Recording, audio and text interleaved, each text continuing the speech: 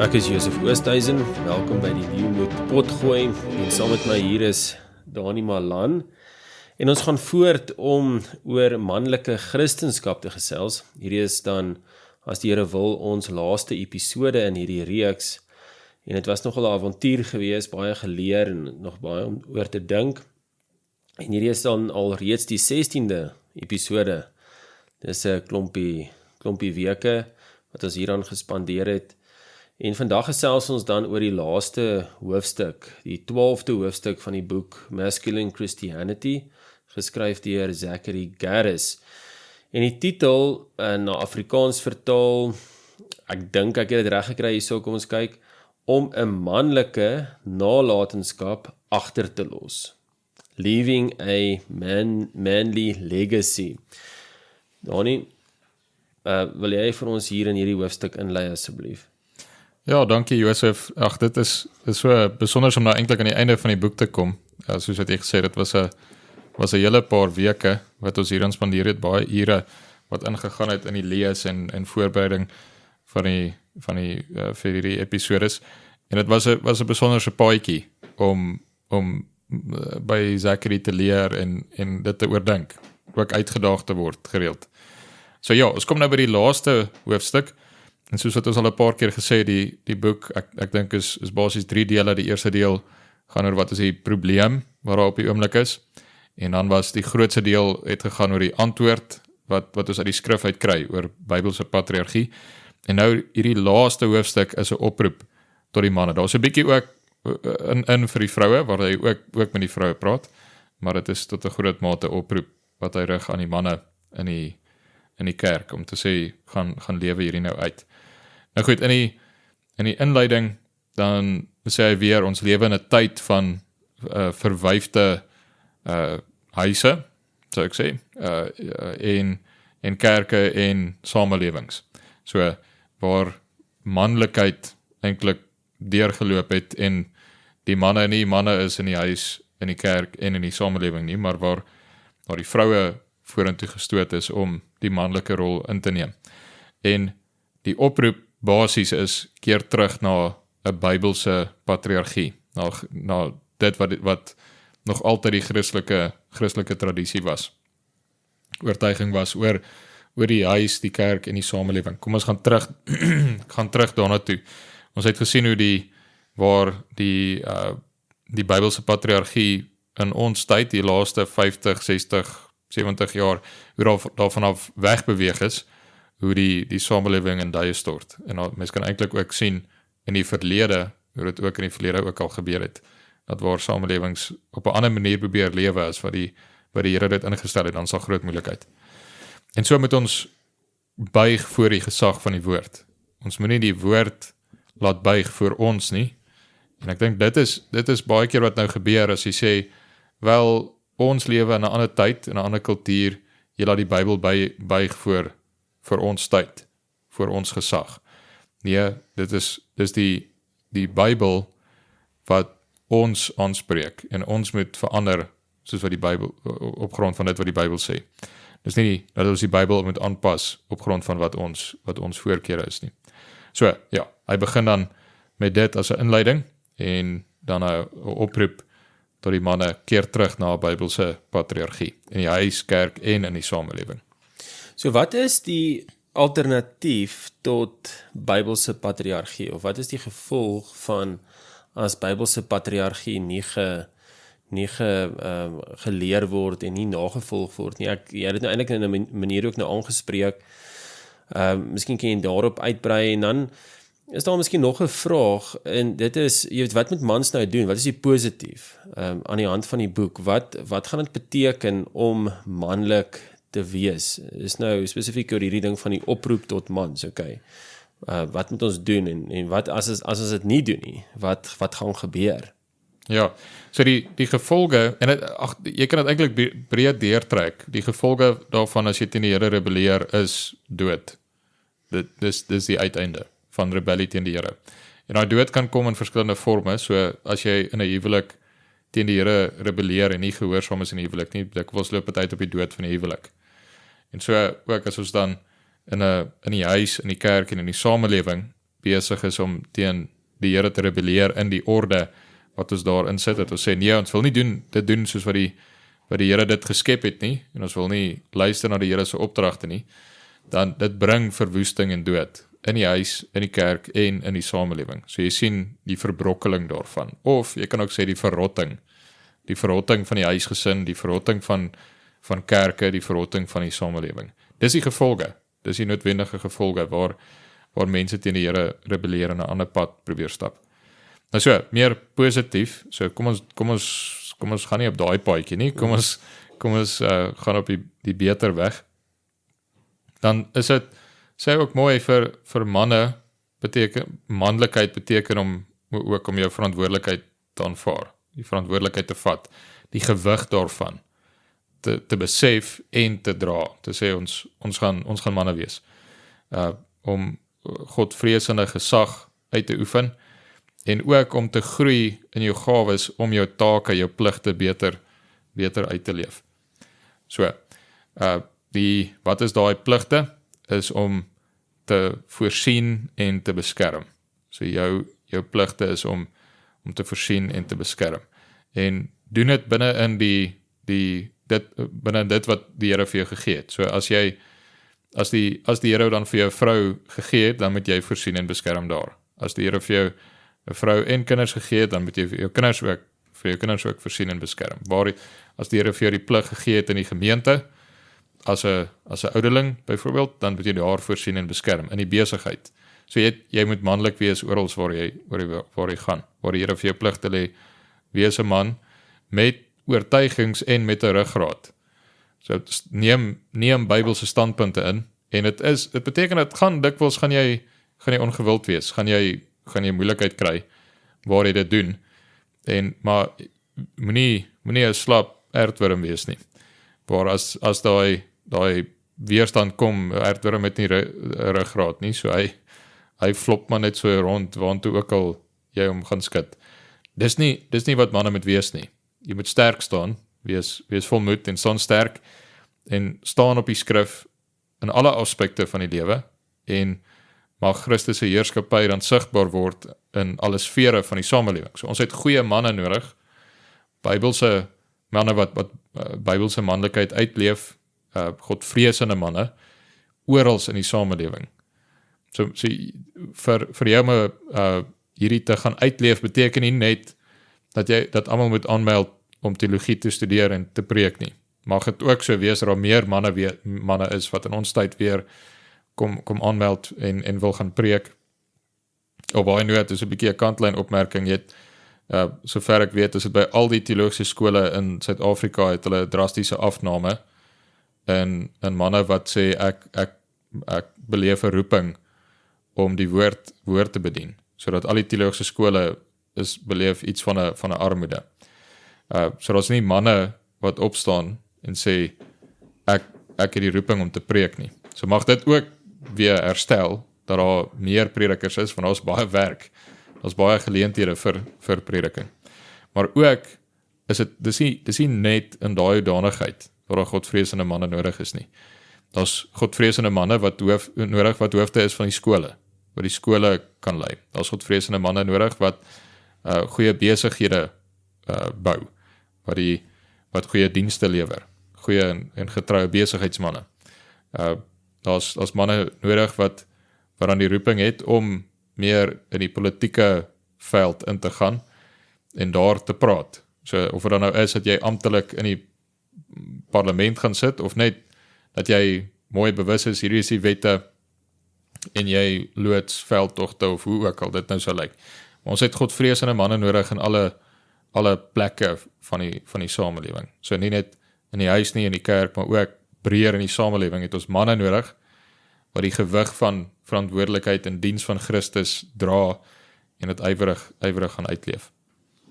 Ja, hy haal ook so 'n vers aan. Hy het 1 Timoteus 4 vers 7, dan praat dit daarvan dat ons met onsself, dis nou die mans oefen in godsaligheid, want die liggaamlike oefening is tot weinig nut, maar die godsaligheid is nuttig vir alles, omdat dit die belofte van die teenwoordige en die toekomende lewe het. So dis daai daai oproep vir godsaligheid, maar dan ook in die res van die lewe oral waar jy jouself bevind.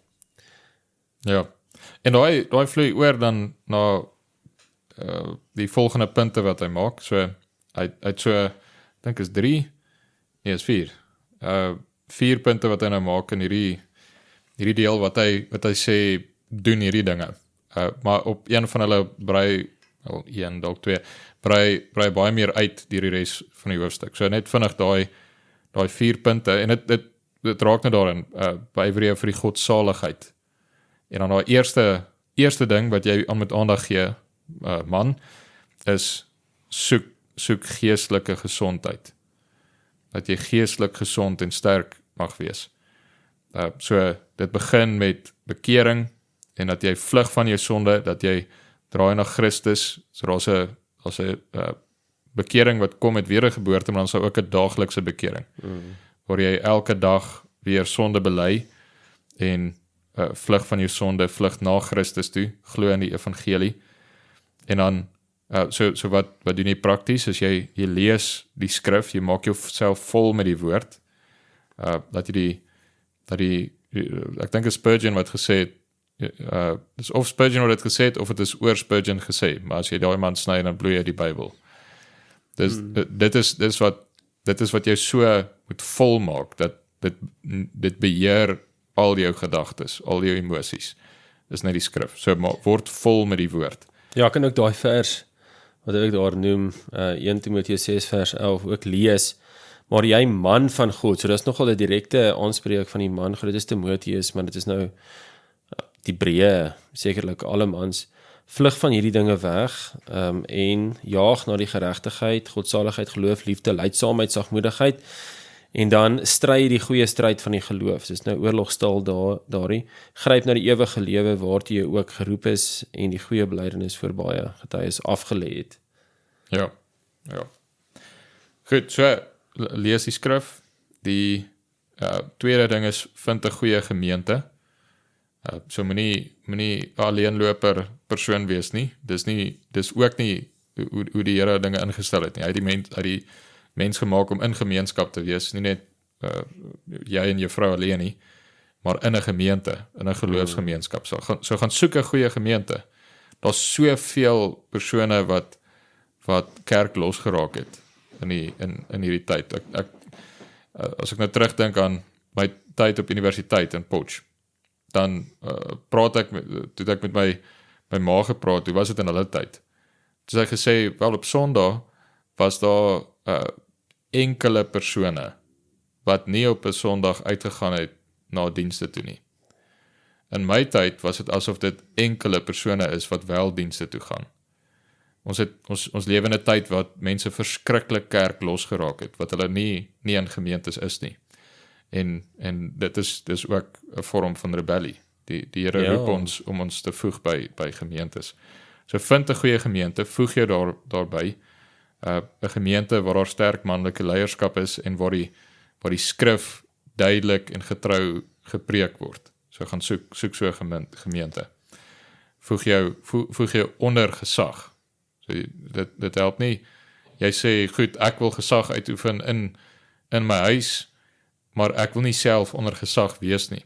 Die Here sê vir ons in die skrif dat hy stel gesag in ook oor jou, en dit is dan in die gemeente deur die kerkraad. So jy moet jouself ook gaan voeg onder gesag. Jy het nodig dat mense toesig hou oor jou lewe en dat mense jou bedien. So.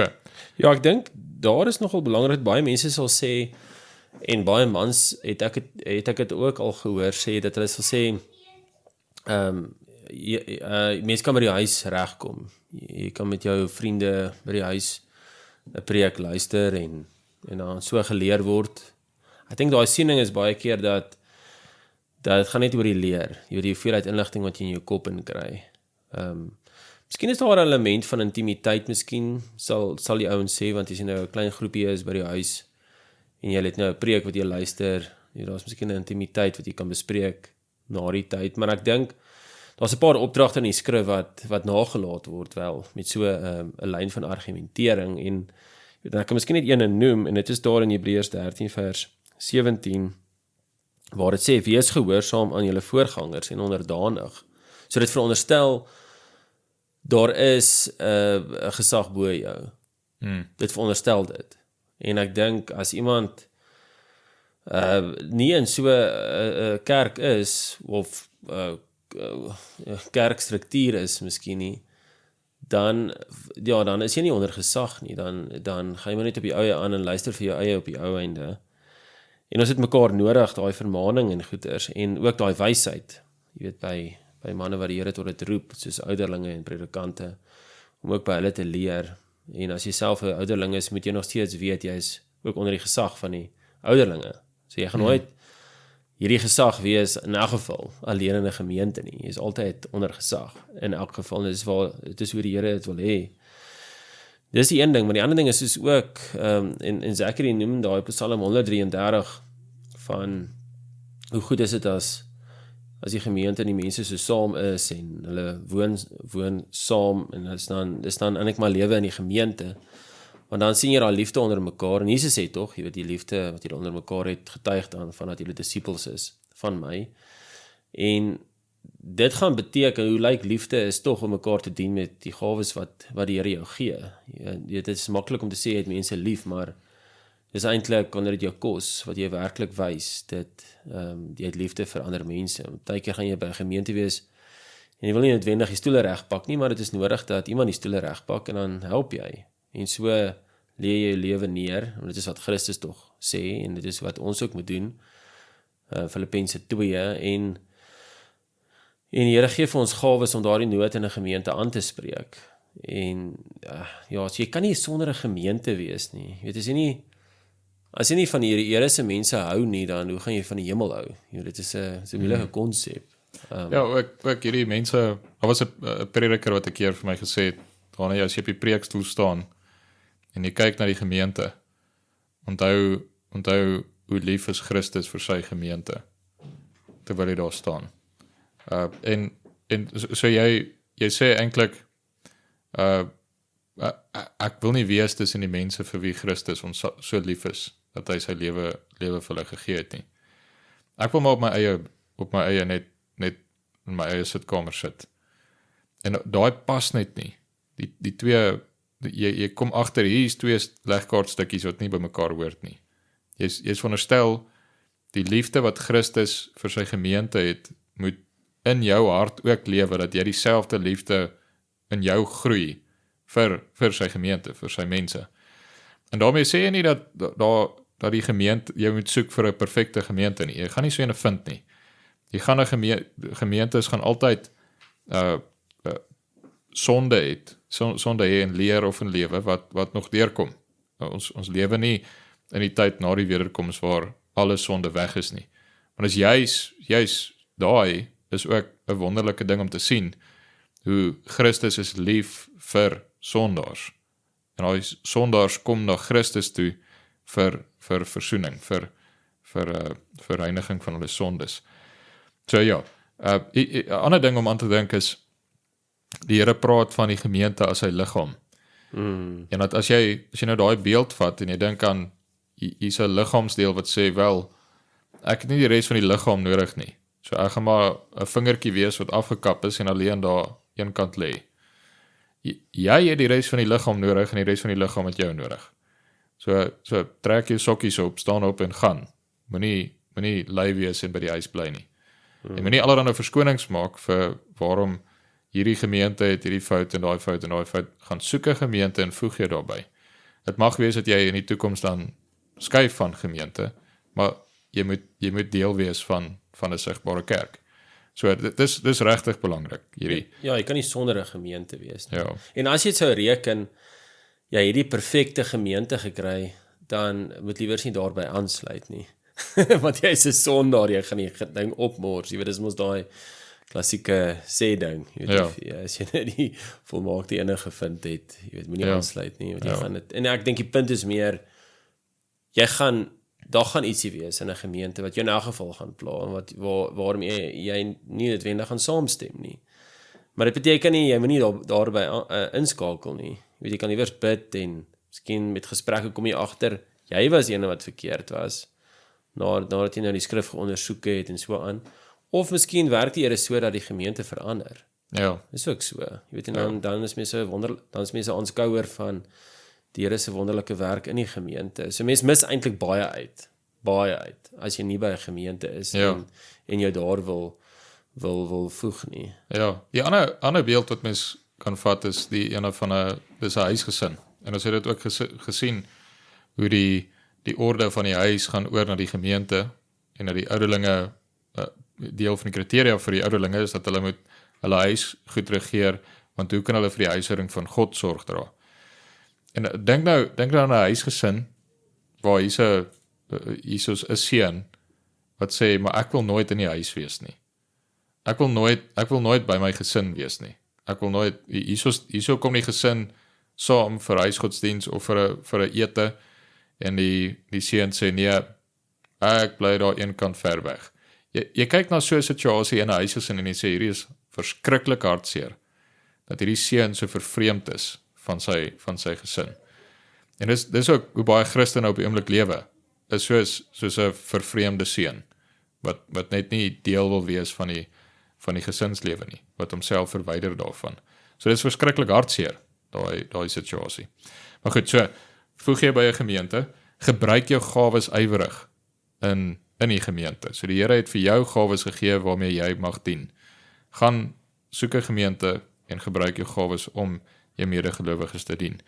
Dan sê hy ook, hy noem hier, soek daarna om jonger manne te disipel. Mens kan dit ook omdraai en sê, vir die jonger manne soek om gedisipeld te word deur die ouer manne. Ja, dis wonderlik. So gaan soek ouer manne wat jou kan leer hoe om 'n godvreesende man te wees. Die plek waar jy begin as 'n jonger man is jou pa.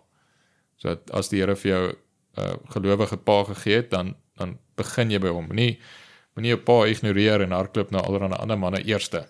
So jy moenie jou pa omseil nie.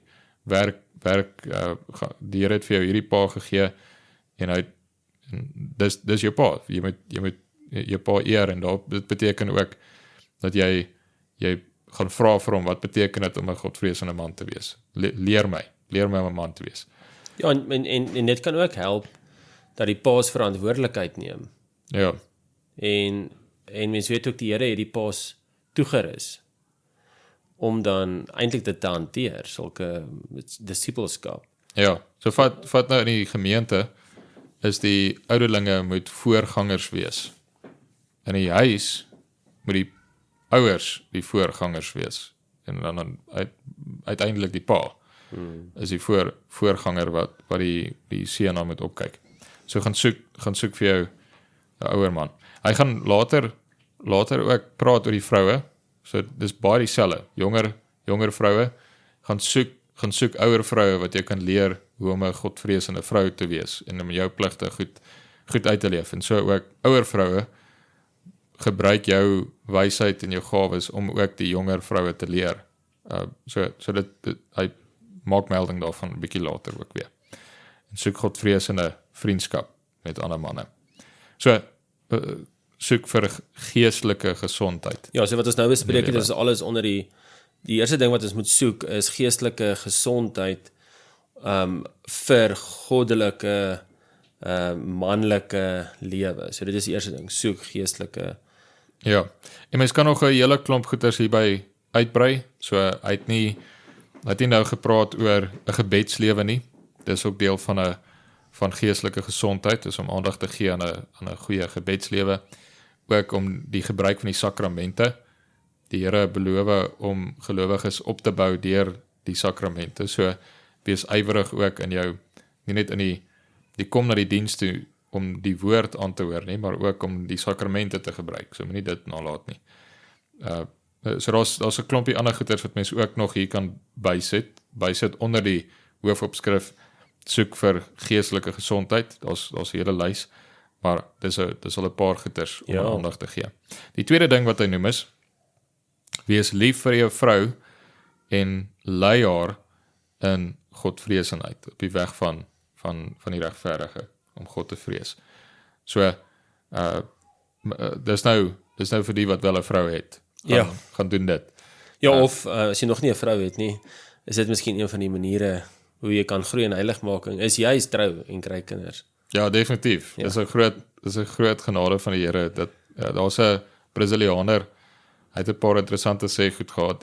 Maar die ene was daar's min dinge so goed vir jou heiligmaking om te trou met 'n sondaar. Jy as 'n sondaar trou met 'n sondaar en 'n klomp sondaartjies voortbring nie. Ja.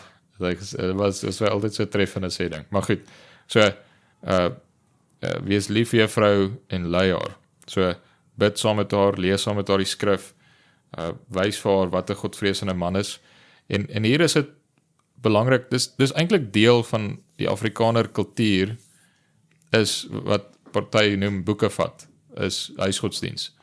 Dit was in die ou tyd was dit so normaal, dat alle huisgesinne het, die vader van die huis het die huisgesin gelei in huisgodsdiens.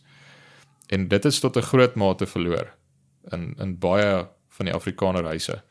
En dan is daar verskriklike verarming wat kom in daardie huise, dat die woord word nie gehoor in die huis nie. Dink nou net as jy sou dink aan 'n gemeente, wat gemeentelike samekomste het, maar jy maak nooit die Bybel oop nie.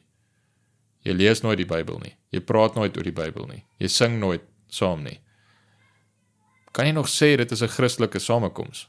Sure, As al daai goeders nie daar is nie. En dieselfde dan ook as jy nou weer gaan na die huis, kan jy nog sê dit is 'n Christelike huis, as daai huis nooit saamkom om die Here te aanbid, om saam te bid, te sing, die woord te lees en die woord te oordink nie. En dit hoef nie verskriklik kompleks en ingewikkeld te wees nie.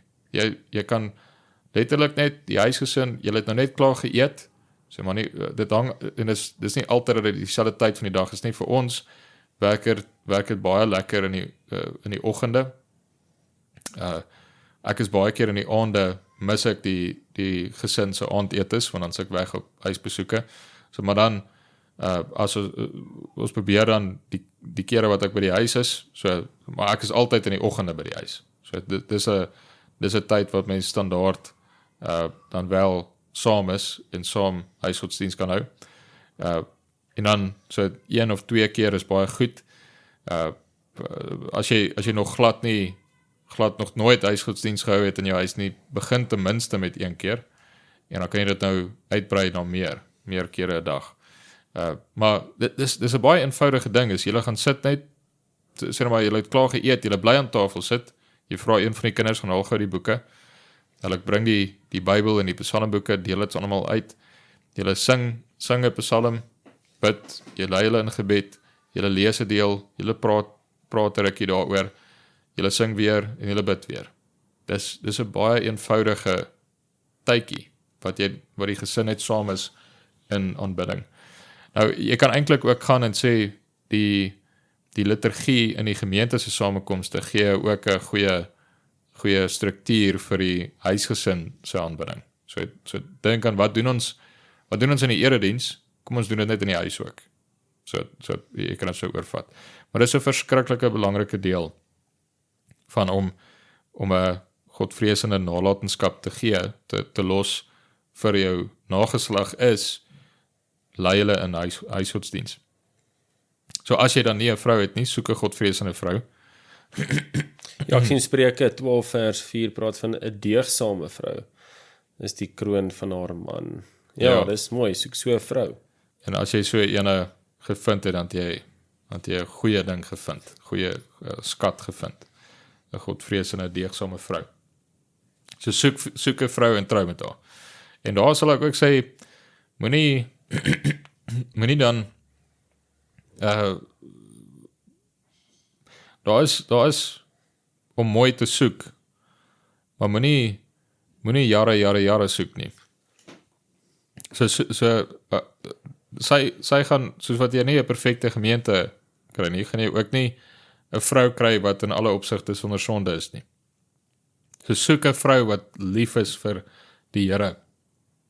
Wat die Here soek met haar hele hart. Ja, ek dink daar's baie keer 'n onredelike verwagting. Dit kan van die vrou se kant af ook wees. Maar in 'n mate word daar baie keer gesoek vir 'n perfeksionisme en dit is amper soos wat jy 'n kerk dan soek wat perfek is. Jy weet, 'n mens moet baie versigtig wees vir so 'n siening dat jy net hierdie perfekte vrou wil hê, want dan weer eens ek dink onderskat jy of oorskat jy jouself Ja, en onderskat jy jou sonde, eie sonde. Jy weet, ten minste met mens dan hoe jouself besef jy is, moet jy ten minste dit ook toepas op ander mense, in die sin van, as jy met jou eie gebreke ook maar geduld het, moet jy ook maar met 'n ander vrou, of dan ander mense ook geduld hê, of ten minste as jy verwag ander mense moet met jou geduld hê, moet jy ook met hulle geduld kan hê. ja. En dit kan help met die vrou soek, definitief. Ja, en met dit saam, ek dink ek is ten gunste daarvan dat mense vroeër trou. So moenie ek dink nie dit is goed dat mense sê ek moet nou eers my besigheid op so 'n vlak kry dat ek kan 'n splinte nuwe Fortuner koop en dan kan ons eers trou nie. So jy gaan waarskynlik dan wag tot in jou 30s, dalk selfs tot in jou 40s en dan trou jy. Dit is nie normaal nie. Dis nie normaal nie. Want jy het eintlik dan, as jy sê nou maar jy trou 'n vrou van 40, jy het eintlik die tyd gemis waarin die Here vir haar vrugbaarheid gee. En krag, Dis die, nee? ja, en die krag om kinders te baar en kinders groot te maak. Dis die normale tyd. So daai tydperk wat die Here die vrou se liggaam so maak vir daai deel, en jy weet dit is die doel van die huwelik. Dit moet vir jou iets van 'n leidraad gee, is die ideaal is dat 'n man en 'n vrou trou terwyl hulle nog jonk is. Dis die ideaal. Dit sê nie, so party soek regtig mooi en sonder 'n perfeksionisme soek hulle 'n vrou en hulle vind haar net nie. Die Here gee dan hulle vir mekaar op 'n gevorderde ouderdom. Dis dan so, die Here se voorsienigheid het dit so uitgedraai. Maar waar dit kan, moenie lank uitstel nie. So moenie, ek dink nie dit is wys vir 'n paartjie om 5, 6, 7, 8 jaar saam te wees. En dan raak hulle eers verloof, dan partykeer is hulle verloof vir nog 'n jaar of 2 jaar. En dan eers trou hulle nie. Jy het regtig nie soveel tyd nodig vir jou om uit te maak, is hierdie 'n vrou vir wie ek kan lief wees en met wie ek wil trou nie. Jy het nie soveel jare nodig nie. So Ja, dit en ek weet nie hoe hanteer die mans oor die algemeen versoekinge dan nie. Weet jy, Ja. daar moet in elk geval 'n aangetrokkenheid wees teenoor die ander party. En die eenwording waarvan in die skrif gepraat word, jy weet, het ook daai seksuele element daar ingesluit. Dit is nie noodwendig alles nie, maar daar's een in doel, een in planne, een in gesindheid, ten minste is dit een in geloof. Maar dit gaan natuurlik oorgaan, en dit moet natuurlik oorgaan na 'n fisiese aangetrokkenheid. So hoe hou die mans dit uit vir 7 jaar? Jy weet, jy moet eintlik bonatuurlike kragte hê. ja, So ek dink is baie onredelik en jy versoek jouself onredelik. Dit is nie reg nie. Dit neig dan aan sonde, dink ek. Ja. Want ek vermoed as jy 'n studie gaan doen van mense wat 8 jaar uitgaan of 5 jaar uitgaan, selfs 4 jaar uitgaan, gaan jy gaan sien daar's grense oorskry. Dis my vermoede. Ja. Ek kan regtig nie sien hoe gaan jy nou kan staande bly nie. Dan is dit amper daai skrifgedeelte wat sê, jy weet, as jy dink jy staan en jy kan staan, pas op, jy gaan val. Dis eintlik wat dink ek daar sal gebeur oor die algemeen. Ja. Goed, so, maar in hierdie afdeling soek 'n goeie vrou en trou haar vinnig. Dis 'n lieflike ding om 'n vroutjie te hê. En moenie onnodig uitstel nie. So trou spoedig. En dan die derde ding wat hy sê is kry kinders. Dis my besonder mooi in ons formulier vir die huweliksbevestiging dat deel van die doel van die huwelik is om kinders te kry. Ja. Die Here het die huwelik ook ingestel vir kindertjies. So as jy dan ja sê vir die huwelik, dan sê jy ja vir kinders. Dis in ons tyd is al hierdie vreemde ding dat mense dink ek kan sê ja, ek wil trou, maar ek hoef nie kinders te kry nie. Jy sê dan nee vir die doel van die huwelik. Jy wil 'n huwelik hê, maar jy wil nie dit hê waarvoor die Here onder andere die huwelik gee nie. So, kom ons sê, pas dit toe op 'n ander aspek van die huwelik, dat jy sê, ja, ek wil met haar trou, maar ek wil nie met haar gemeenskap hê nie. Of ek wil nie by haar wees nie. Ja, ek wil haar nie hê as 'n metgesel nie. So ek wil 'n vrou, ek wil met haar getroud wees, maar ek wil nie met haar seks hê nie, ek wil nie met haar slaap nie, en ek wil ook nie met haar as 'n metgesel hê nie, ek wil nie hê sy moet my help nie. Dan vra ek, okay, hoekom trou jy dan met haar? Jy's besig om alles wat die Here saam met die huwelik gee, is besig om weg te gooi. Ja. En deel daarvan is ook om kinders te kry. So, ek sal normaalweg vir 'n jong paartjie wat na my toe kom vir huwelikskategese, sal ek vir hulle sê, jy weet dat dis goed om kinders te kry. So wanneer die Here die huwelik instel, sê hy dit ook. Dit deel van die doel van die huwelik is kindertjies. So, jy moet baie goeie redes hê as jy dan sou sê, wel, ons gaan nie nou kinders kry nie.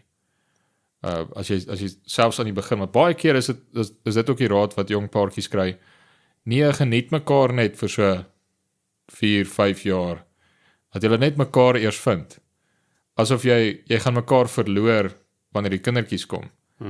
Ek dink nie dit gebeur nie. Ek dink dis net ietsie wat die Here gee, nou as 'n seëning vir hierdie huwelik, dat hier's 'n kleintjie, en as jy daai seëning vroeër kry, moenie hartseer wees daaroor, nie, wees bly. Die Here het jou geseën met 'n kindjie terwyl jy nog jonk is. En is iets om oor reg bly te wees as die Here vir jou vroeër kinders gee. Maar baie keer is dit dat mense dink, nee, ons moet vir 'n aantal jare moet ons dan nou allerlei voorbereidingsmiddels gebruik om te keer dat daar kinders kom, sodat ons net 'n tyd het vir ons op ons eie. Ja, ek kan miskien net daar noem, want jy praat van die voorbereidingsmiddele.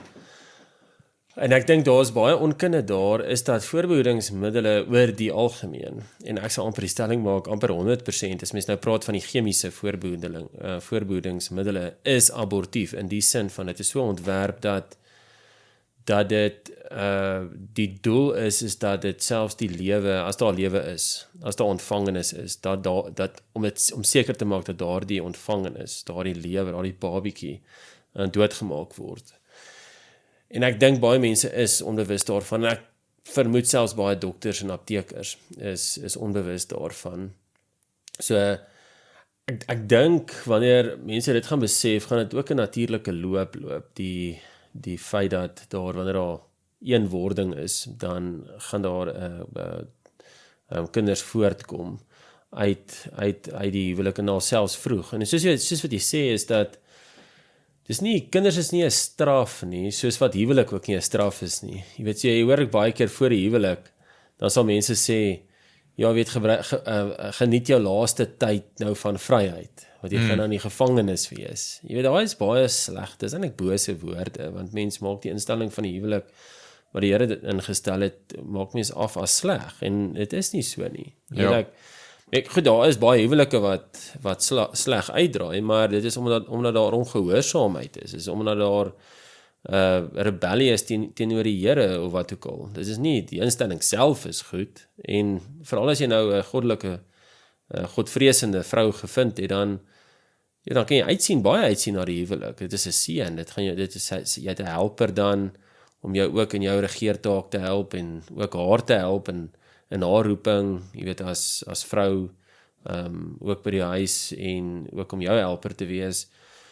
So daar's en dan natuurlik die kinders wat daaruit voortkom. Dit is vreemd, en ek gaan 'n bietjie daaraan raak, oor die hele ding van die kinders, en hoekom hy ook, so hy gee die opdrag van kry kinders, en daar's 'n rede daarvoor, want jou groot taak van ouers, of om man en vrou te wees, is om disippels groot te maak. Dis jou groot roeping. Ja.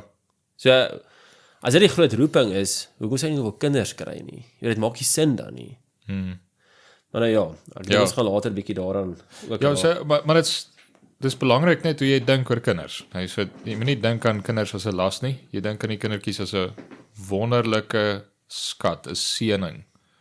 wat die Here vir die huis gee. Daar mag kindertjies in die huis wees. Soos wat ons ook moet dink in die gemeente. As daar 'n gemeente is, maar ons geen nageslag nie. Dis net grysaards wat oorgebly het. Jy sê nie ons soek 'n gemeente sonder grysaards nie. Jy soek die ou manne, die ou vroue wat ook in die gemeente is. Dis ook 'n wonderlike seëning dat daar ouer mense in die gemeente mag wees. Maar as dit 'n gemeente is net met ouer mense en daar is nie 'n nageslag nie, dan is dit 'n baie hartseer prentjie van 'n gemeente wat eintlik uitsterf. Dis 'n kwessie van tyd. Daar is nie 'n volgende geslag in die gemeente nie. Hoeveel gemeentes is in daai posisie? Dieselfde ook in 'n huis waar daar nie kindertjies is nie. En dit is ons so 'n vreemde ding in ons tyd, dat mense trou en dat hulle selfs, dis nie dat hulle dat die vrou se baarmoeder is gesluit en hulle kan nie kinders kry nie. Dis hulle besluit om die baarmoeder te sluit en nie kinders te kry nie. So dis nie dat dit is in die Here se voorsienigheid wat die situasie is nie. Dit is waarvoor hulle kies. Hulle kies om nie kinders te kry nie. Of hulle kies om die kindertjies te verhoed. En dit is so 'n tragiese normale in ons tyd, dat mense sien nie die kindertjies as 'n seëning nie. So bid eerder saam met jou verloofde al, ag Here, wil U tog vir ons so vinnig moontlik en soveel moontlik kindertjies gee, wat ons dan mag geniet en mag groot maak in die vir U naam. En dit is miskien ook 'n hulpmiddel vir mense wat in die huwelik wil tree of wat 'n huweliksmaat soek, is om te bepaal of daardie persoon wil kinders kry. Ja. Dit is 'n belangrike vraag om te vra en om uit te vind. Want jy gaan nie regtig 'n kameraad hê as jy byvoorbeeld wil kinders kry en sy nie wil kinders kry of andersom nie. Ja. Dan moet die rooi ligte aangaan en dan moet jy sê, goed, jy kan selfs baie keer tyd gee, maar dit gaan nie dan in 'n vaste verhouding of in 'n intieme verhouding kan plaasvind nie. Miskien is dit maar net in die kuiergroep. Miskien kommunikeer jy lekker met die persoon, maar dan gaan jy jouself moet terughou in die sin van verwyderende sin, totdat daai persoon se opinie nie verander het nie, want jy gaan nie goeie kamerate wees nie. Dit gaan groot frustrasies bring in die huwelik as daar nie op daai punt wat een van die doele van die huwelik is, nie ooreenstem nie. Ja. En as dit nou gaan oor die hoeveelheid kinders, ons spring al van die temas vooruit, maar as dit gaan oor die hoeveelheid kinders, het jy ek het al baie keer met familie hieroor gepraat. Dan sal ek sê wel dink dan net as jy nou kyk na die kindertjies wat jy klaar het. Ja, dit is so normaal dat mense het net 1 of 2. En dat so sê nou maar ek sou enetjie, jy het die 2tjies en ek sou enetjie wegvat. Wat 'n verskriklike verlies is dit. So dink net wat 'n wonderlike seëning is dit as daar 'n derde enetjie ook was. Ja, want jy gaan nooit sê op enige stadium vat hierdie kind weg nie. Ja. So dan kan jy die argument verder vat. So by die 10de ene gaan jy ook nie vir iemand sê vat hierdie kind weg. Ja, jy gaan net met elke ene gaan jy so in verwondering wees oor hoe wonderlik is dit dat die Here hierdie mensie aan mekaar geweef het en hierdie siel in jou huis gesit het wat jy mag hê as jou kind, en jy mag 'n vader wees of jy mag 'n moeder wees vir hierdie kind. En dit is 'n verbintenis wat ewig so bly. As hierdie kind dan wel in Christus mag glo en die ewige lewe het, daar's 'n ewige verbintenis met daai ene. Jy bly ewig die vader van. Ja, dis die moeder van hierdie een. En dit is 'n wonderlike seëning. En so dit maak net glad nie sin vir my om te sê ons wil nie kinders kry nie, of vir 'n Christen om dit te sê. Dit maak nie sin vir 'n Christen om te sê ons wil nie kinders kry nie en ons wil nou stop, ons het enetjie of ons het 2 en ons wil keer dat daar nie nog kom nie. Dit maak glad nie sin nie. Maar okay, daar's baie dinge wat ons doen wat nie sin maak nie. So kry kinders, maar voed hulle goed op. So maak godvreesende kinders groot. So nie net kry 'n klomp kinders wat klomp heidene is nie, maar kry 'n klomp kinders wat jy godvreesend groot maak. So dit beteken ook moenie hulle afgee vir die wêreld nie. As jy hulle gee vir die sekulêre mense om groot te maak, dan moet jy nie verbaas wees as jy 'n klein sekulêre ouetjie in die huis in kry nie. So let daarop dat die nageslag met godvreesend groot gemaak word. Ja, want ek kan ook hierso noem in terme van om te vermeerder, waar die eerste opdrag in die tuin van Eden gegee is voor die sondeval, was dit die spesifieke doel dat daar beelddraers vermeerder word, nee, dat mense wat die Here vrees vermeerder word. So in daai sin nou na die sondeval bly daardie opdrag nog steeds dieselfde. Dis nie net om kinders te kry nie, jy weet die fisiese persone nie, maar om beelddraers voor te bring. In die sin mense wat die Here vrees. Natuurlik as iemand gebore word in sonde en hy ontvang in sonde gebore word en hy glo nie in Jesus nie, dan is in 'n sekere sin is hy nie die beeld van God, in die sin dat sy beeld is so beskadig.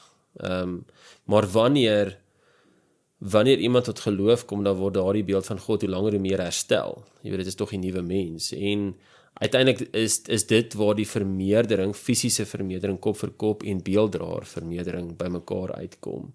En so uiteindelik is dit die Here wat hy wil die aarde vul met beelddraers. Dit was die doel ook met die eerste opdrag voor die sondeval. En dit is wat hy nog steeds wil hê, en dit is wat gaan gebeur op die nuwe aarde. Dit gaan die realiteit wees, is dat die wat die Here dan uitverkies het en gered het, hulle gaan, wanneer Jesus terugkom, oor die hele aarde dan ook die aarde vul.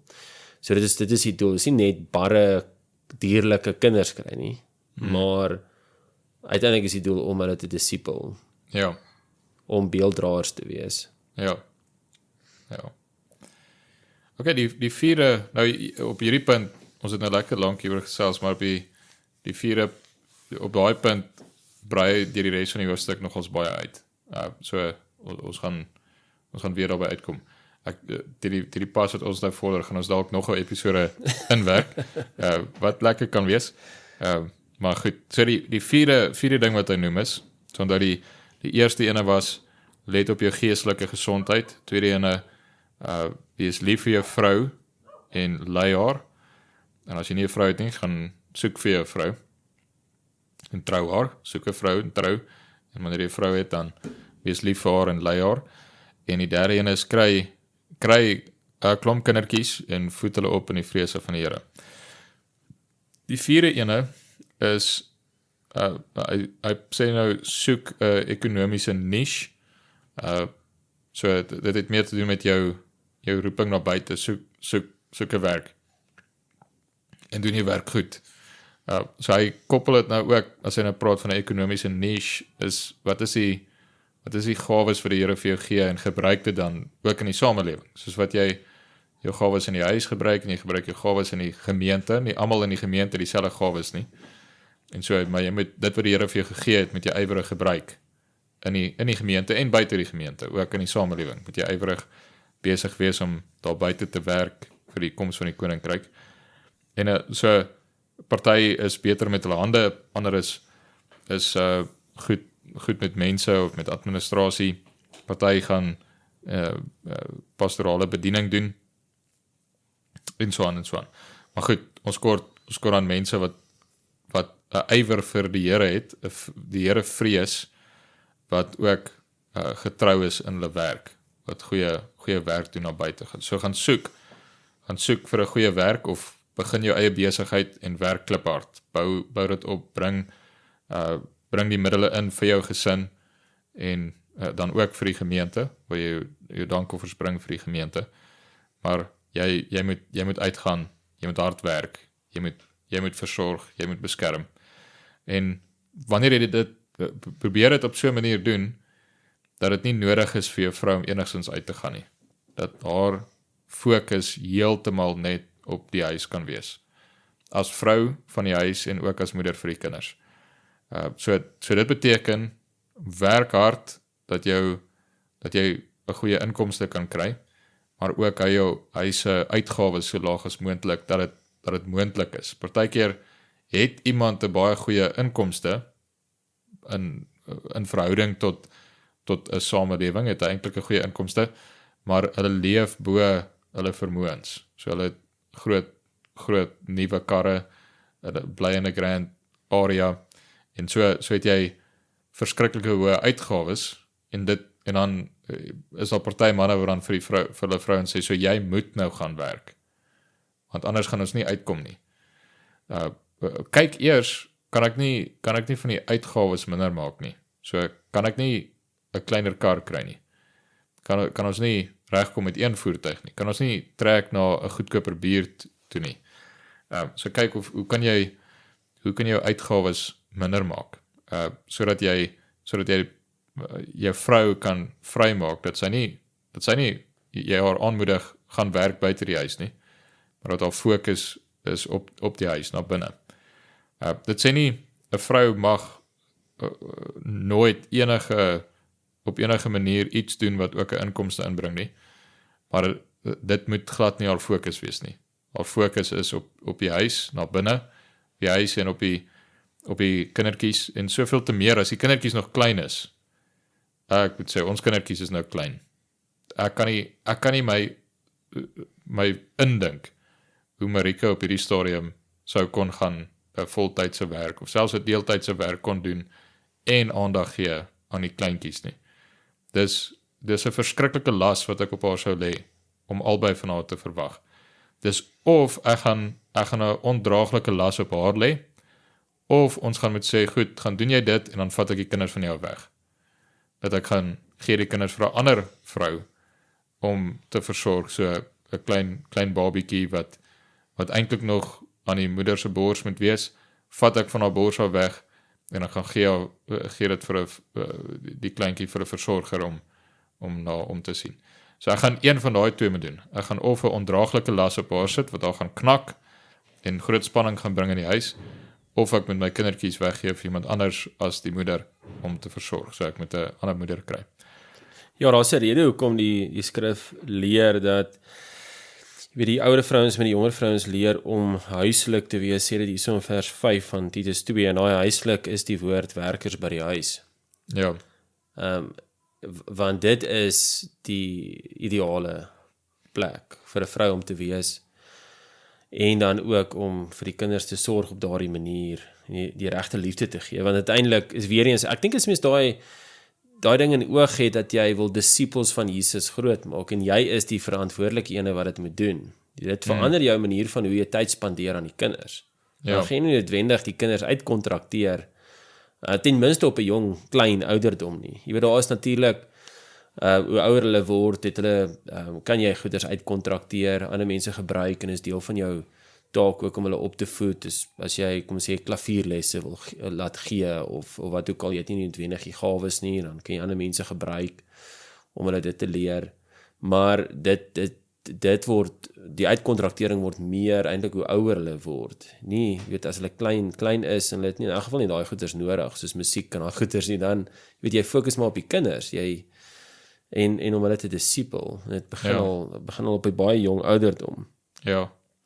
En hy noem aan, so, ja, jy kan baie nog hier oor gesels, maar oké, kom ek gaan maar aan. En hy sê ook, as dit nou kom met die werk, probeer so ver as moontlik nader aan die huis te wees, as man ook. So met jou werk. So as jy 'n werk kan kry, wat jy toelaat om van die huis af te werk, of om regtig naby aan die huis te werk, sodat jy gereeld kan inkom, sê maar vir middagetes, dat jy middagetes by die huis kan neem.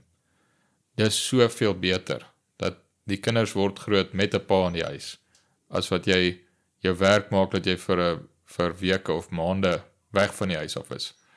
En die kinders sien jou net nou en dan. So probeer 'n werk hê, wat maak dat die pa van die huis is in die huis, en die kinders word groot met 'n pa in die huis, wat ook daar aan hulle aandag gee. Nou die dinge wat ons in hierdie boek geleer het, is radikaal tot die samelewing. natuurlik as mens so deur so 'n boek werk en jy dink oor die goeders, dan begin dit nogal normaal klink. Maar dit wat hy sê, byvoorbeeld die patriargie en so aan, dit is regtig radikale gedagtes in 'n samelewing wat maar feministies is en egalitair is. So dan is die vraag by mans, en dit is 'n redelike vraag, wat moet 'n man dan doen dat die vrou 'n man in hierdie feministiese kultuur sal volg? Want dit klink amper asof dit is onmoontlik. Hoe gaan 'n vrou uit daardie omgewing jou volg met hierdie siening? Ja. So sê nou maar jy is nog 'n ongetroude man. En hier's 'n jong dame wat heeltemal vasgevang is in die feministiese leuns. Ek sou huiwerig wees om met haar te trou terwyl sy nog so is. Persoonlik. Ek sê nie jy sondig as jy dit doen nie. Jy kan 'n Christen wees sy kan 'n waarlike Christen wees wat in hierdie opsig sondige gedagtes het, of so 'n verkeerde manier uit van dink oor hoe die Here alles gemaak het. Maar ek sou verkies om eers met haar hierdie deur te werk voor ek trou. Maar goed, dit is nie altyd hoe dit werk nie. Partykeer trou julle en dan kom jy agter maar sy dink op daai manier, of jy ontdek vir eers jy het so gedink en nou het jou gedenke geskuif. Jou vrou is eintlik nog waar jy was. Jy het haar gelei ook in die feminisme in. Jy was besig om as man die leiding te neem in daai rigting. Nou skielik kom jy tot inkeer en jy draai om en jy wil aan die ander kant toe stap. En nou stap sy het agter jou aangestap, nou draai jy om en jy stap nou vas. En dis nou konflik oor hierdie ding wat jy dan altyd in hierdie kant toe gegaan, maar nou wil jy aan die ander kant toe gaan. Goed. Hier dink ek is dit weer so ontsaglik belangrik dat jy ons trou net binne die geloof. Jy trou met 'n Christen. Jy mag nie trou met 'n ongelowige nie. Jy trou met 'n gelowige. Wat sê dit? Iemand wat vir Christus lief is, iemand wat vir die woord lief is, iemand wat bereid is om te buig aan die gesag van die skrif. En so dan begin die pad om jou vrou in die ander rigting in te lei. Dat jy in gebed deur die woord jou vrou bedien en haar lei op die regte weg. En waar dit 'n Christelike vrou is, dan is daar altyd 'n Christen vrou waar die Gees in haar lewe werk. Is daar altyd hoop. Jy mag nie dan sê daar's nie 'n manier wat my vrou ooit my gaan volg hierin nie. Jy mag nie dit sê nie. Want die Here beloof om sy kinders heilig te maak. Dit beteken ook dat hy hulle gedagtes vernuwe. So vertrou in die Here se beloftes en werk eenvoudig, liefdevol, lankmoedig met jou vrou voort. Lei haar dan in die regte rigting in. En dit is ook wat Zachary op ingaan. Ook as hy sê, dit is ook deel van die vrou se natuur. Dit is hoe die Here die vrou gemaak het. Sy is gemaak, veral nou as jy praat van 'n godvreesende vrou, nie ongelowige vrou wat wil rebelleer teen die natuurlike orde nie. Maar hier's 'n vrou wat lief is vir die Here en lief is vir die manier hoe die Here alles gemaak het. Hulle natuur is om te volg. Jou natuur is om te lei. Dis hoe die Here jou gemaak het. En soveel te meer sal 'n godvreesende vrou nou met die middele wat die Here gee, met die lankmoedigheid, onthou hoe lank het dit jou dalk gevat om van oortuiging te verander. So moenie net dink, goed, ek gaan nou vir haar hierdie sê en dan moet sy in een gesprek dadelik dit insien en 'n kopskuif maak nie. Dit mag 'n paar gesprekke neem wat jy geduldig met haar werk, maar jy is al klaar besig om die gesin te lei in 'n ander rigting in. Die ding is van die feminisme is dat dit eintlik leer dat mans nie verantwoordelikheid moet vat nie. Nou goed, wat ons nou in hierdie boek ook gesien het, is dat mans lei in beginsel altyd. Die vraag is meer of jy goed lei of sleg lei. En sleg lei gaan beteken jy neem nie verantwoordelikheid op nie. byvoorbeeld vir die onderrig van die kinders en die lewe van jou vrou en geestelike waarhede, kerk toe vat en daai goeters nie. So dan lê jy nie in daai area goed nie. Dit is nou as jy 'n hele feministiese gedagte is. Wanneer jy dan bekeer van dit en dan gaan dit beteken dat jy gaan verantwoordelikheid opneem. Nou so dan gaan jy nou werklik doelbewus die disippelskap wil lei en jou vrou wil lei en goeters. Nou wat mense ook baie keer sien in die feministiese kringe dan sal mens nou hoor van die vrou dra die broek of die vrou is die kwaai een, jy weet sy streng, kwaai, die man is die sagter een. Ek sê nie die man moet nou kwaai wees nie, maar ek bedoel meer jy kan amper agterkom dit is die vrou wat hierso die leiding neem. Dit is maar hoe die persoon dan dit maar verstaan het. Baie keer van die Christelike mans verstaan dit dan ook so. En dan het iemand op 'n stadium, 'n wyse man op 'n stadium gesê dat jy kry nie iets soos 'n kwaai vrou nie, maar 'n bang man. En so dan as jy nou besef, maar goed, die Here het jou so geskep om te lei. En jy moet nou maar dit gaan 'n moeilike tyd wees, glo ek, in die meeste gevalle. Maar dan gaan jy daai leiersels maar moet vat en dan gaan jy dit in baie nederigheid moet die taak maar moet vasvat en jy gaan dit maar moet doen. Nee, dit is tog die goeie stryd te stry. Ja. En dit is miskien deel van dit. En ja, gaan ek stem saam met jou. En mens sien dit in baie gevalle dat die vrouens, hulle op die ou ende, hulle is gemaak om te volg en dan volg hulle die man. Regtig, en ek ken soveel gevalle waar dit die geval is. Ja.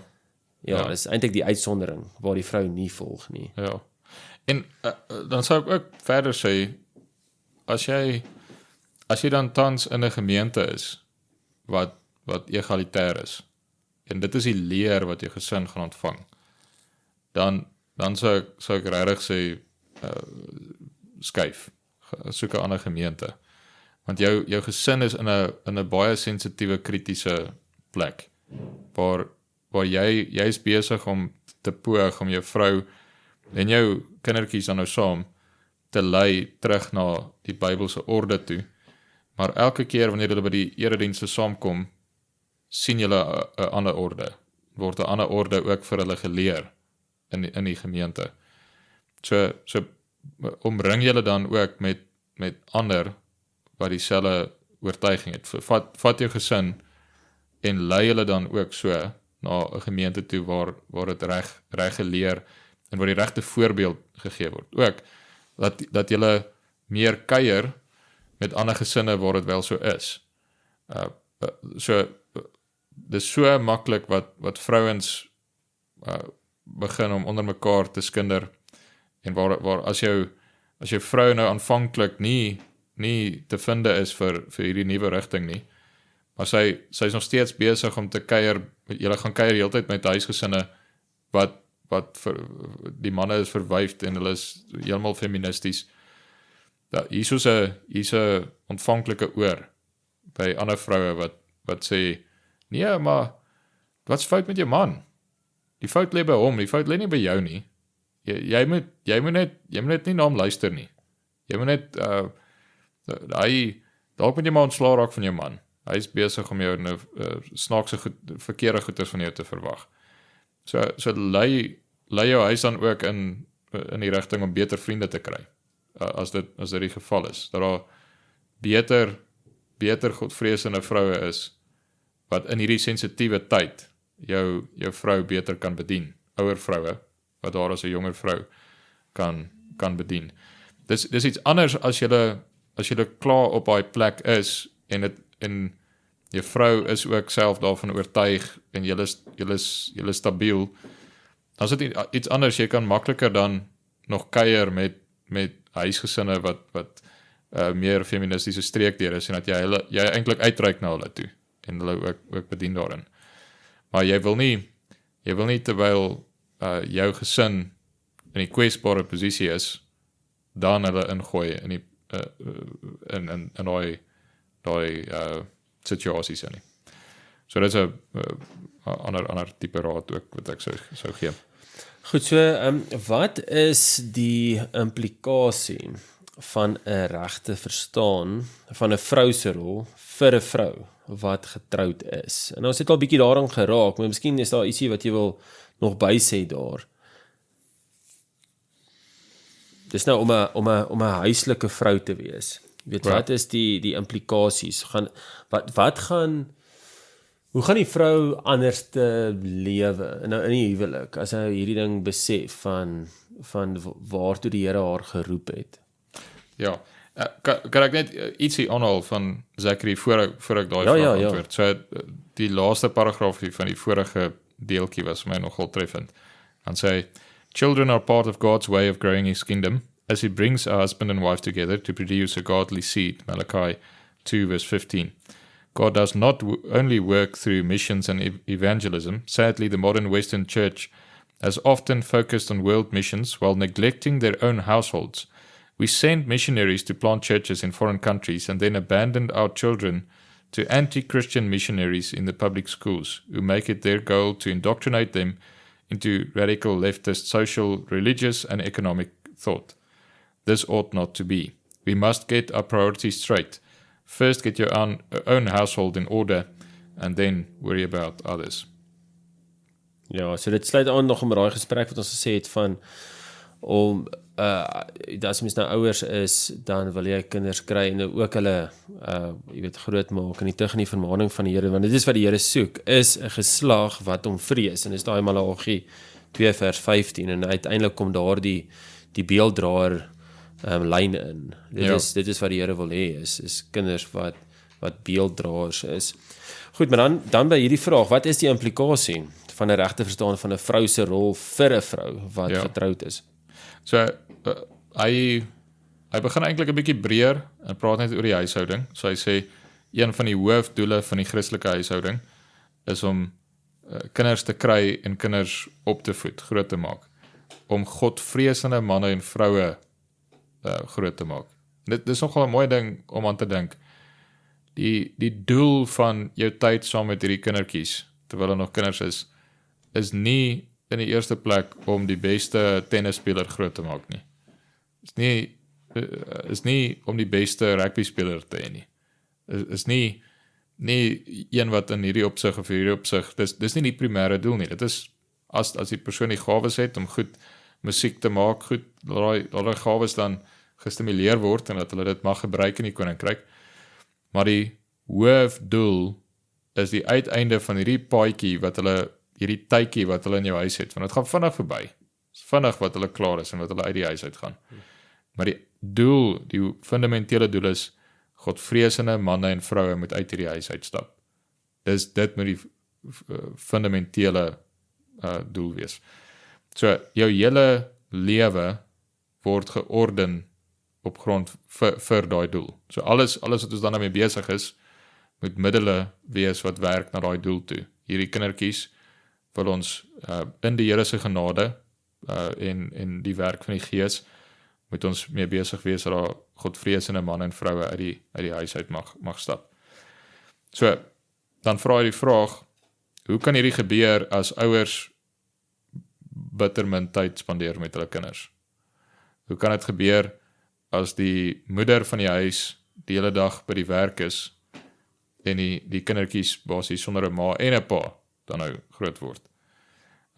So dan lê hy nou maar weer die klem daarop, moeders, fokus op julle huise, fokus op julle kindertjies, fokus op julle manne, op man. Moeders fokus op julle manne, so seker geldig sê dit so sê. Maar moeder fokus op jou man, vrou fokus op jou man. Moenie dat jou aandag afgetrek word vir allerlei ander goedes nie. Hou jou huislike verantwoordelikhede primêr, dat dit in die middelpunt is. So, veral dan nog ook as die kindertjies jonk is, dan dink ek, het is regtig nie wys dat die vrou besig is met eintlik maar enigiets anders nie. Ja, buite die huis. Dat sy al haar aandag kan wy aan die kleintjies. Dis regtig 'n voltydse ding. Dis 'n regtig 'n voltydse ding. Partykeer selfs meer voltyds as wat die man se voltydse werk is. Maar dit gaan deur die dag en dan gaan dit ook in die nag in. Kindertjies het in die nag, moet Die kleintjie moet gevoed word en die pa kan letterlik ek het net nie die liggaamsdele om die kleintjie te voed nie. Ek kan aandag gee aan van die ouer kinders wat dan in die aande wakker word, maar sy het 'n taak met die kleintjies 24 uur van die dag. Ja, en die ding is, spesifiek vir vrouens, hulle moenie voel, want dis nou vrouens met klein kindertjies by die huis, dat hulle nou 'n minderwaardige werk doen, of dat hulle lui is nie, want mense kry baie keer daai idee dat vrouens wat buite die huis werk, sal sê ietsie soos, jy is gelukkig om by die huis te wees, of wat waar is, maar dit word op so 'n manier eintlik gesê dat, wel, jy doen eintlik 'n minderwaardige werk. Dit is nie eintlik die wenslike om te doen. En daar is absoluut die leuns wat die feminisme gekry het om te versprei in die samelewing. Dat die mense in ons tyd regtig op 'n manier dink. Dat hulle dink, ag, sies tog, jy moet by die huis bly by die kinders. Raak jy nie verveeld nie? Ja. Raak jy nie verveeld nie? Wat doen jy alles deur die dag? So moet jy nie maar ietsie ekstra gaan doen wat vir jou meer stimulerend is nie. Wat meer beteken nie. Ja, dit is reg. Ja. So maar wat is jy besig om te sê oor 'n moeder? Jy sê hierdie rol wat hierdie vrou in hierdie mensie se lewens spandeer. Wat sy al haar kragte en haar energie stort sy in hulle lewens in. Dit is nie soveel werd nie. En dit is maar bietjie vervelig. Hierdie vorming van mense se siele wat ewig mag leef in die Here se genade. Daai vormingsjare. Ag, dit is nie so belangrik nie. Daar's nie iets meer belangrik as dit nie. Dis die mees eerbare ding wat 'n vrou mag doen, is om kinders te baar en om die kindertjies groot te maak. Dis 'n wonderlike voorreg wat sy het om daai rol te hê in 'n kindjie se lewe. Ja, daar is, dink ek dan, mense wat sal dink dat, maar wat gaan dit nou in elk geval saak maak of die vrou nou by die huis is en of sy by die werk is, in terme van om die kinders te disipel om Jesus te volg, want dit is mos nou, dinge gaan mos maar nou uitwerk soos dit moet uitwerk, soos die Here bepaal het. En dan is mens terug by daai ding van die Here werk deur middele. So die Here gebruik die disipelskap van die kinders deur die moeder om geloof te werk. Ja, so jy as moeder is aan die kinders gegee as daai middel. Ja. Waardeur die Here in hulle lewens wil werk. Ja, jy is die ene. Is die ene, ja. Kyk, dit kan gebeur dat die ma vroeg sterf of wat ook al, maar dis regtig die uitsondering. En in 'n geval dan jy weet ja, so dit is die uitsondering. Maar as jy daartoe geroep is, en dan die Here jou daartoe geroep om dan jou kinders te disipel, en dan ek dink gaan ons noodwendig oor na die volgende gedeelte, en dit is, die punt wat hy maak is die ouerskap is die mees belangrike taak op aarde. En ek dink as gelowiges, veral vrouens en mans, hierdie gaan besef, dan gaan dit jou hele uitkyk verander oor die vrou wat baie van haar tyd spandeer buite die huis om inkomste te genereer, om 'n sekere standaard van lewe te onderhou, of wat ook al, of 'n sekere droom vir jou kinders na te streef, en jy het geld nodig om dit te doen, en jy moet jouself afsloeg, en jy moet die kinders eintlik maar nie aandag gee, ironies genoeg, nie, net sodat hulle hierdie doel kan bereik, wat in elk geval 'n valse droom is. Maar as gelowiges besef, uiteindelik is die kosbaarste is die kinders wat Jesus volg, dan gaan jou siening moet verander oor hoe jy dinge gaan doen en die huisgesin gaan inrig. Ja. Ek wil weer 'n stukkie net aanhaal, maar dit val eintlik nou weer nog by die vorige deel. Ja. Maar hierdie was my so treffend waar hy vir Bavink aanhaal. Dan skryf hy, feminists have attacked family life, but it really is the best thing for a woman. As Bavink says, when it comes to the bottom line, the woman can nowhere land in a better situation than in the family. At the side of her husband who loves her, surrounded by her children whom she tends and nurtures. Her nature is designed for that. Her orientation lies in that direction. There she best fulfills her calling and best reaches her destiny. For this reason, Bavinck attaches the idea of a mother handing over her weaned children to the community, a criticism that has implications for modern daycare and government schooling. As het nou weer Bavinck.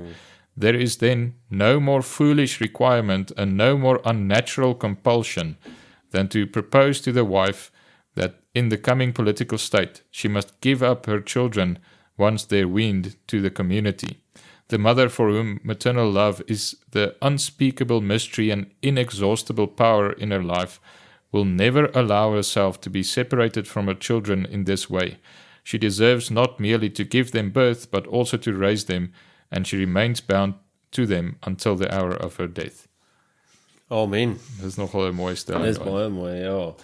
Ja, so dan is dit dan die belangrikste taak, wat dis maar eintlik ook 'n afleiding tot op hede in hierdie hoofstuk, is die ouerskap van kinders. Ja, en so daar waarskynlik hy ook, pas op dat jy nie daai vervang met geld nie, met welvaart nie, dat jy dink, die belangrikste ding hier is welvaart, en dat jy dan jou huwelik en jou kindertjies opoffer terwille van welvaart.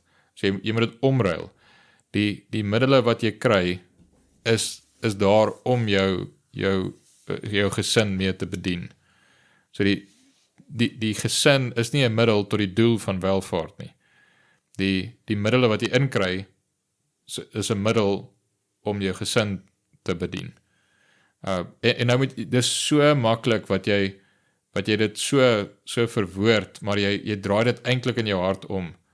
Want jy sê wel, ek wil my gesin bedien met rykdom.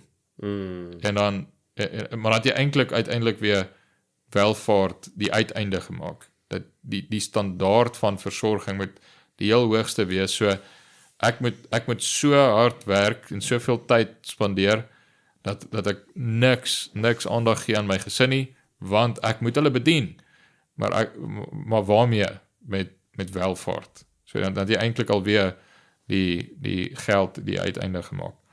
En dis ook besonder as jy dink hoe wanneer jy op hierdie manier dink oor kinders, oor 'n nageslag, dit is eintlik ook die mense met wie jy 'n land wil toevertrou.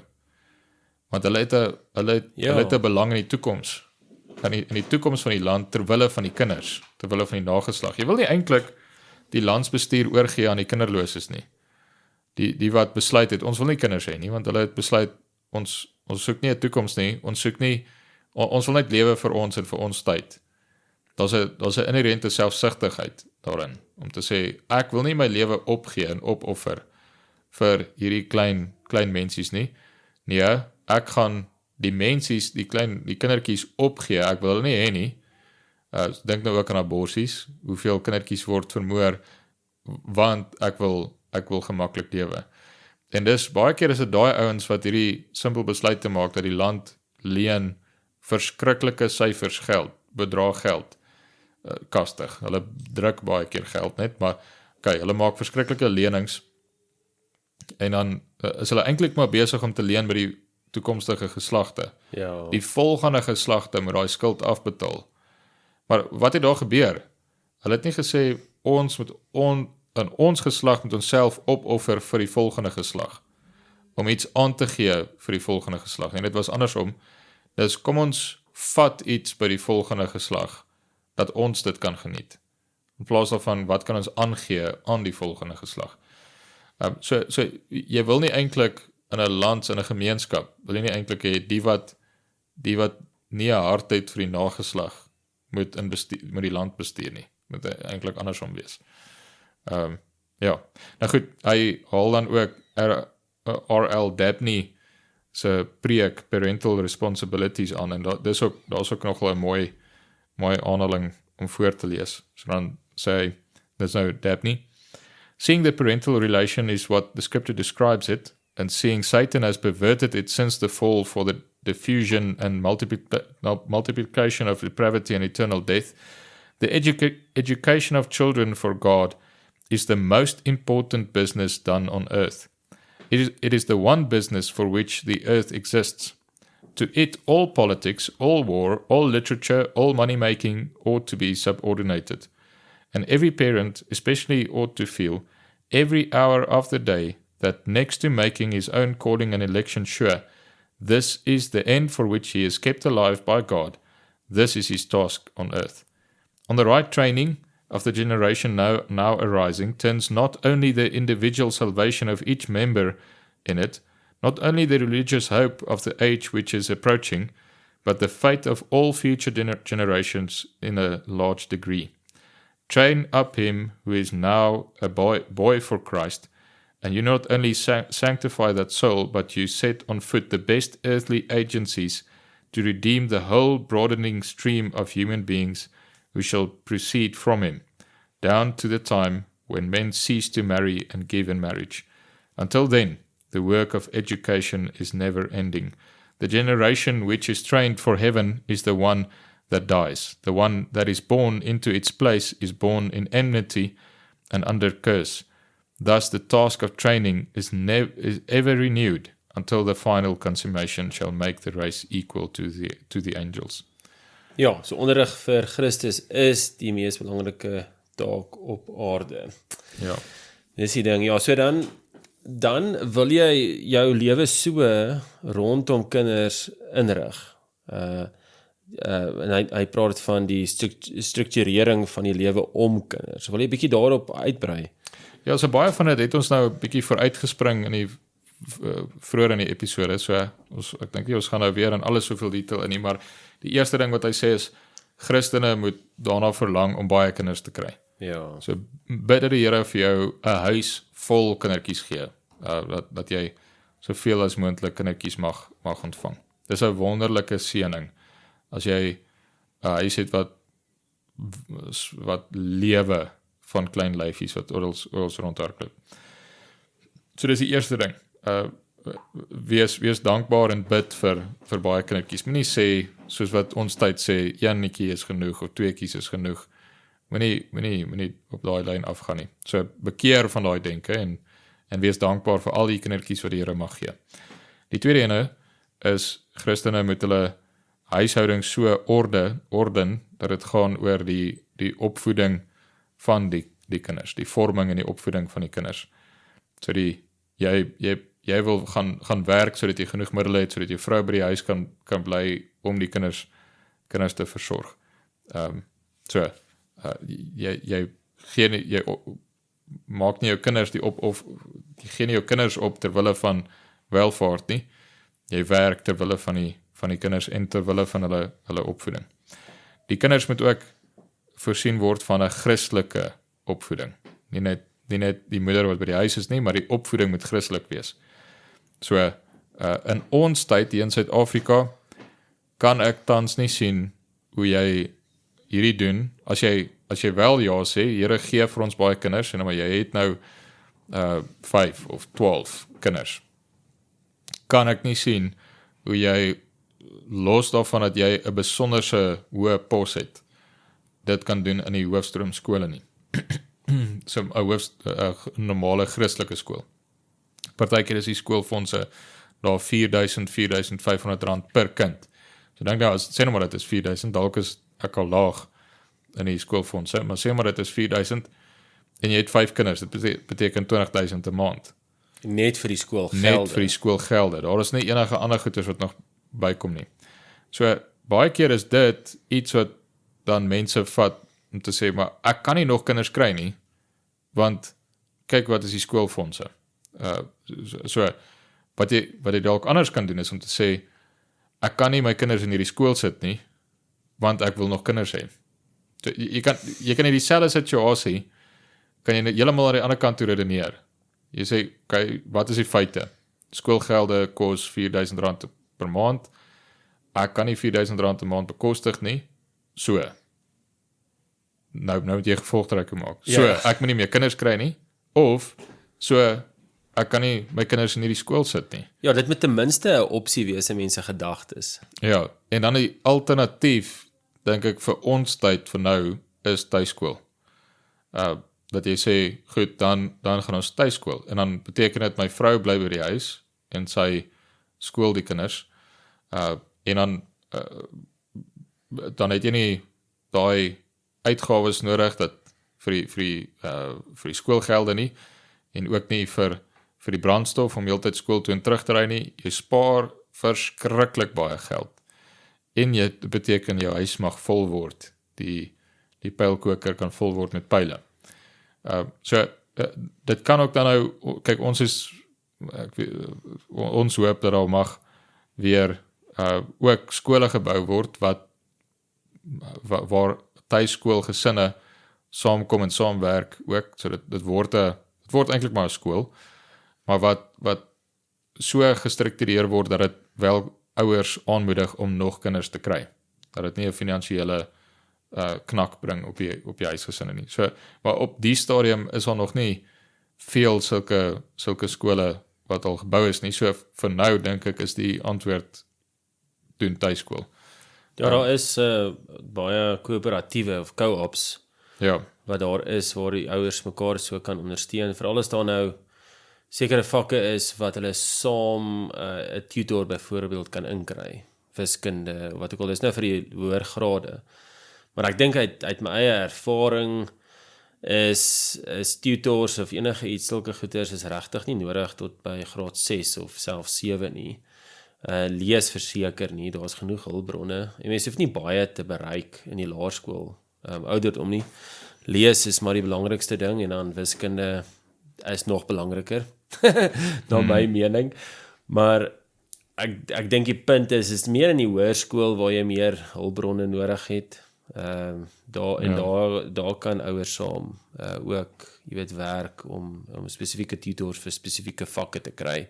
Daar's ook baie tutorsentrums in elk geval, waarna jy 'n kind kan vat as hulle nou wil ekstra wiskunde doen. Aanlyn wiskunde begin ook al meer algemeen raak. Daar's baie goeie wiskunde video's.